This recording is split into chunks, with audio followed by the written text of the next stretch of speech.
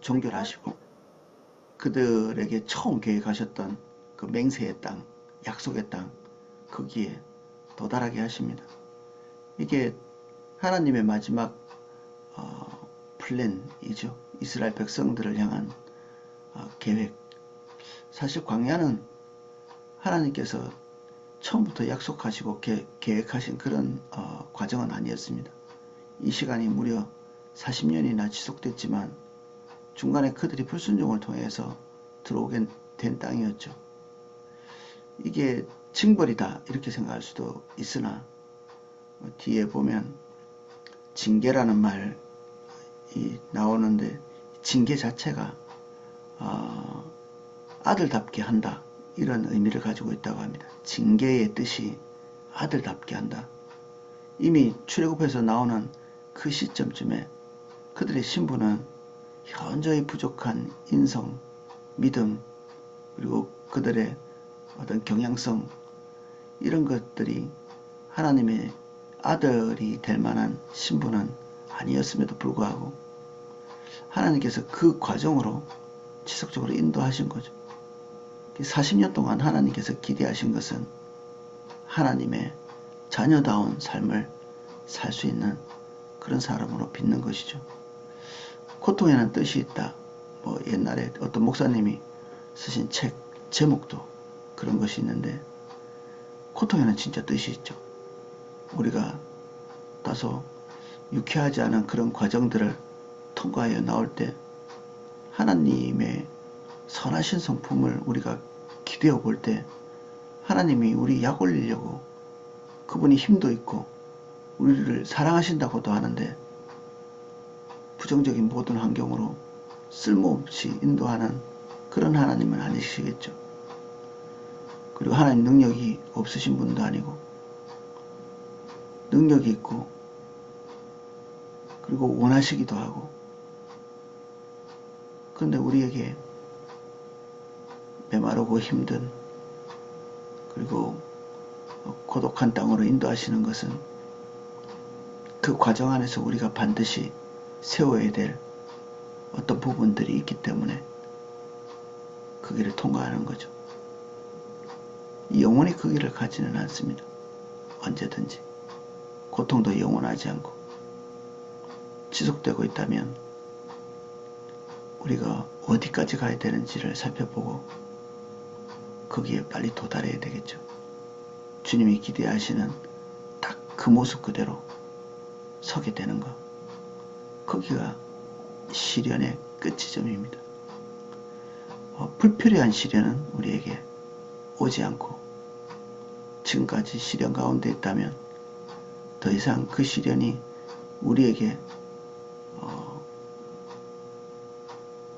목적성을 잃도록 이미 그것을 쟁취했기 때문에 그래서 시련을 벗어나게 하는 것이 그 올바른 방법이 아니라 그 시련을 주시는 하나님의 목적이 우리에게 이루어지도록 하는 게 올바른 방향성이죠. 내 하나님 여호와께서 이 40년 동안에 내게 광야길을 걷게 하신 것을 기억하라. 이는 너를 낮추시며 너를 시험하사 내 마음이 어떠한지 그 명령을 지키는지 지키지 않는지 알려 하심이니라. 하나님께서 마음을 낮추게 하기 위해서 광야길을 걷게 하셨다. 이게 기록되어 있죠. 겸손하게 다른 사람보다 낮아지게 이스라엘 백성들은 더 이상 낮아질 수 없을 만큼 낮은 상태였습니다. 이스라엘보다 더 낮은 신분이 세상에 존재할 수가 없죠. 살아있다면 노예가 가장 낮은 것이고 그들 원대로 그들 민족을 통치할 수 없었고 그들의 생존권 자체가 그들에게 없었는데 그들이 노동하는 그 노동의 모든 싹들이 다른 데로 돌아가는 이 이상 더 어떻게 낮아지는가. 이 이상 더 이스라엘 백성들을 향한 하나님의 낮아짐은 그들의 영혼의 교정입니다. 영혼의 교정. 더 비굴해지고 더 가난해지고 더 약해지고가 아니라 그들 스스로 마음속에서 솟아올라오는 그 개인적 염원들이 다루어지고 개인적인 목적들이 다루어지는, 어려웠던 사람이 갈망은 더 클 수 있거든요. 그리고 의지는 더 불타오르고, 어려움을 통과하면 사람이 다듬어지는 사람이 있고, 어려움 때문에 성품적으로 굉장히 모가 날 수 있는, 그 어려움과 시련에 대한 반응이 어떠했느냐에 따라서 그 사람의 열매가 결정되는 거죠. 똑같이 부모 없이 자라고, 똑같이 가난하게 자라고, 똑같이 무시당하면서 살아도 어떤 사람에게는 정말 달고 단 과실같이 아름다운 것을 인격으로 빚어질 수도 있고, 아주 몹쓸 인격으로, 그 상처 때문에. 상처라는 것은 항상 우리가 반응하는 태도에 의해서 생기는 거거든요. 반응하는 태도가 나쁠 때. 그래서 환경 때문에 상처가 생기지는 않습니다. 그러면 그 누구보다도 상처가 많아야 될 분은 예수님, 성경에 나와 있는 모든 위대한 하나님의 사람들의 삶이 다 상처투성이어야 되거든요. 그래서 우리는 주님을 만난 지가 오래된 사람들입니다. 대체로. 그래서 이제 상처 이야기 안 하는 게 올바릅니다. 그리고 상처 이야기하는 것은 부끄러운 일입니다. 창피한 일이고, 우리가 그 어떤 시점에서 하나님께서 기대하시는 반응을 하지 못한, 그래서 우리는 부끄러워하고 창피해야지 그런 것들에 기대어서 오늘 우리가 무분별한 삶을 사는 것을 얘기해서는 안 된다. 그리고 우리 자녀들에게도 그렇습니다. 우리 자녀를 불쌍히 여기는 것은 뭐 나쁜 일은 아니죠. 근데 그 자녀에게 하나님께서 기대하는 만큼 주면 우리는 감사하고 그것을 끝내야 합니다. 더 많이 줬어야 됐는데 더 잘했어야 됐나? 이런 것들이 선한 것 같지만 하나님께서 우리를 통해서 주시고자 하시는 내용들을 우리가 감사치 못한 것 때문에 그럴 수 있거든요. 우리가 하나님 앞에 반응하는 것처럼 우리의 자녀들도 하나님 앞에 반응하도록 만들어야 합니다. 그들 입에서 불평불만이 나오는 것, 그대로 방치하는 것은 하나님께서 우리가 불평불만할 때 처분하시는 그리로 들어가는 것하고 똑같거든요. 저도 자녀들이 가끔, 지금은 거의 하지 않는데, 공급이 불충분했다는 뭐 그런 내용의 이야기를 하면 제가 되게 많이 혼냅니다. 올바른 자세와 태도가 아니기 때문에 그런 거죠. 그거 동시에 그렇습니다. 저는 우리 자녀를 다른 자녀하고 비교하는 것을 되게 꺼리고 그렇게 하지도 않고, 내가 우리 아이들이 다른 부모하고 나를 비교하지 못하게 하듯이 저도 제 자녀를 다른 자녀하고 비교해서 뭐 가끔 농담할 때는 있지만 더 훌륭한 아들이 됐으면 좋겠다 이런 바람도 없습니다. 주님의 인도를 따라가고 있기를 바라는 목표, 딱 그 지점에서 좌우로 흩어지지 않는 것, 그런 기대 안에만 있는 것, 자녀를 통해서 명예를 취하거나 자녀를 통해서 위로를 경험하려고 한다든지 이런 시도가 제 속에는 최소한 없습니다. 하나님께서 기대하시는 만큼의 공급, 하나님께서 기대하시는 만큼의 어떤 지점까지 가도록 돕는, 뭐 또 저희들은 도움이라고 볼 수 있죠. 부모로서 그 일을 해야 되는 어깨에 의무를 가지고 있는 존재입니다, 우리가. 그래서 그들이 처해 있는 모든 환경에는 우리도 포함되어 있습니다. 더 많이 줄 수 없는 우리가 그들의 환경일 수 있거든요. 우리가 더 주고 싶었지만, 더 잘하고 싶었지만 우리의 인성이나 우리의 능력치나 그거밖에 되지 않았기 때문에, 그래서 우리도 자녀를 향해서 불평불만하지 말아야 되고, 동일하게 우리가 그 감사의 만족에 서 있었다면 하나님께서 우리 자녀들에게 우리 같은 부모가 존재하도록 한 게 하나님의 섭리 안에 있음을 같이 이제 공유할 필요가 있는 거죠. 그리고 서로서로가 감사하는. 그래서 죄책감은 되게 나쁜 것입니다. 자녀에게 죄책감을 가지고 다가가면 하나님의 길을 가르칠 수가 없습니다. 그리고 아이들에게 감사한 마음보다는 그들이 받아야 될 것을 받지 못했다고 생각하게 하는, 그들의 권위자에 대해서 불만을 가지게 만들고 그것을 하나님 중심적으로 판단할 수 있도록 하는 여지를 우리가 박탈하게 되는 것입니다. 범사에 우리 자녀들이 우리를 포함한 모든 자기의 그 양육 과정을 하나님의 섭리 안에서 이해할 수 있도록 그렇게 지도해야 되는 거죠. 뭐 어떤 면에서는 좀 뻔뻔할 수 있는데, 하나님 앞에서 우리 스스로가 부모로서 자리를 재정리하는 것, 우리가 주님께서 주라고 하신 것을 공급했다면, 주님께서 자녀에게 반응하라고 한 만큼 반응했다면 그것으로 좋게 여기고 잊어야 되는 거죠. 과거에 불충분했던 모든 것을 잊어야 합니다.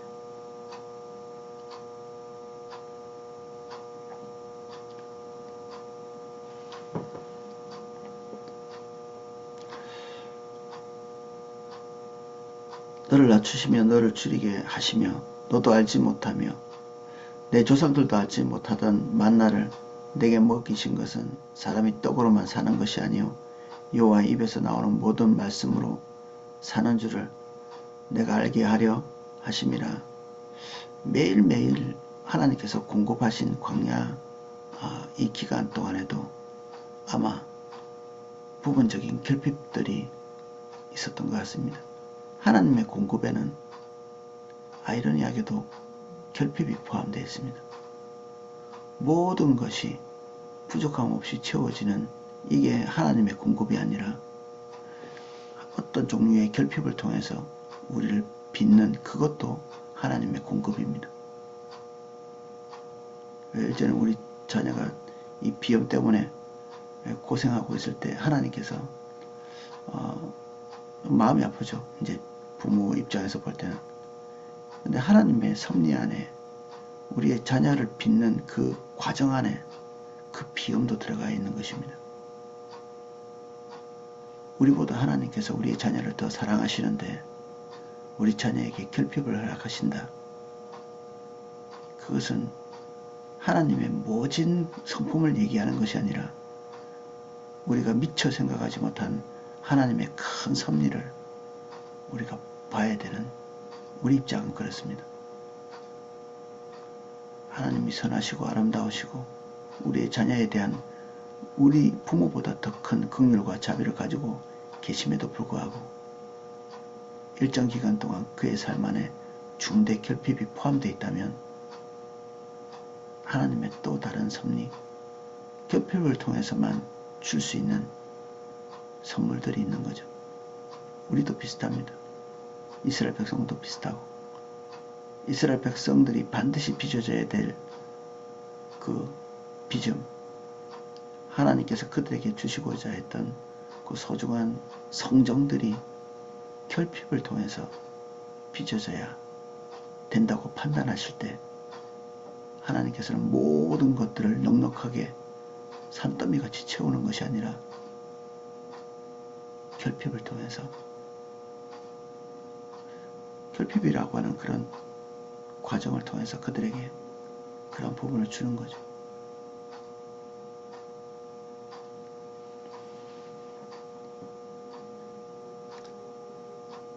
그래서 정상적으로 우리에게 공급되어지는 그런 공급, 이것도 하나님의 축복이면서도 모든 것이 그런 방식으로 채워지지 않는 것도 인식해야 될, 그게 노련한 하나님의 사람입니다. 월급 봉투 성실하게 일해서 받는 것도 하나님의 은혜이기는 하지만 또 꼭 그 통로를 통해서만 우리의 공급이 절대적으로 그 통로를 통해서만 우리에게 주어지는 것은 아니다. 그래서 궁극적으로 하나님께서 우리의 필요를 채우실 때 굉장히 다채로운 통로를 통해서 채우실 수 있기 때문에 우리는 계속 주목해서 봐야 될 것은 직장에서 우리에게 주는 수입 또는 우리를 도울 수 있는 주변 환경, 이런 것에 고정되지 않고 그것을 공급하시는 근원, 주님 봐야 되는 거죠. 이스라엘 백성도 그것을 훈련하느라 매일매일 내리는 만나 40년간 그 기적같은 과정을 통해서 그들의 필요가 공급되어진 것입니다. 이제 조금만 있으면 가나안 땅에 들어가고 그 가나안 땅에서는 더 이상 만나는 내리지 않습니다. 초월적인 과정을 통해서가 아니라 좋은 땅에서 그들이 그 땅을 통치하면서 얻게 될 그런 결과물을 통해서 그들의 필요를 채우게 되겠죠. 그 땅에서 하나님께서 기대하시는 바대로 행동하지 않으면, 또는 그 땅에서 성실하게 주님께서 기대하시는 만큼 반응하지 않으면 그들은 그 풍요로운 땅에서 밥을 굶게 될 수 있습니다. 우리는 하나님께서 우리를 보내신 그 자리에서 성실하게 행하면서 우리의 필요를 채우게 됩니다.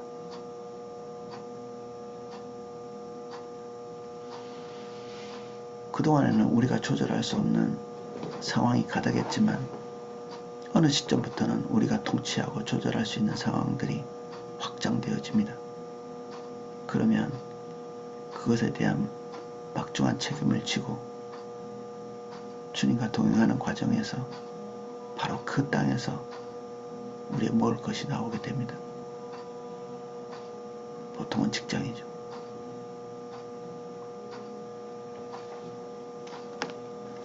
(40년) 동안 내 의복이 헤어지지 아니하였고 내 발이 부르트지 아니하였느니라. 이게 기적이 많이 일어났어 이 얘기를 하자는 게 아니라 하나님께서 너희의 근본적인 공급처였어, 이걸 얘기하는 것입니다. 잊어버리지 말아야 될 것은 기적이 아니라, 또는 이런 일들을 통한 종교적 우월감이 아니라 우리의 모든 공급의 근원, 우리의 삶의 복지의 출처, 하나님이시죠. 기억해야 될 것이 그겁니다. 우리의 공급자.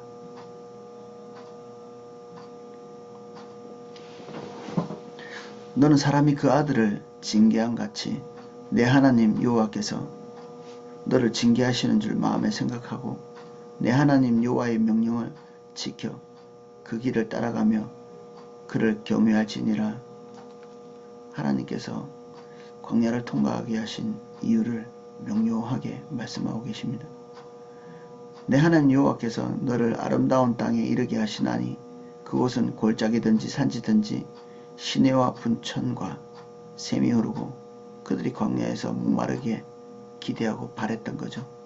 사실 이 물의 문제 때문에 한번 그들이 하나님과 분쟁한, 이 모세와도 분쟁하고 이런 문제들이 그들에게 있었는데 이 땅에서는 그런 문제가 일어나지 않습니다.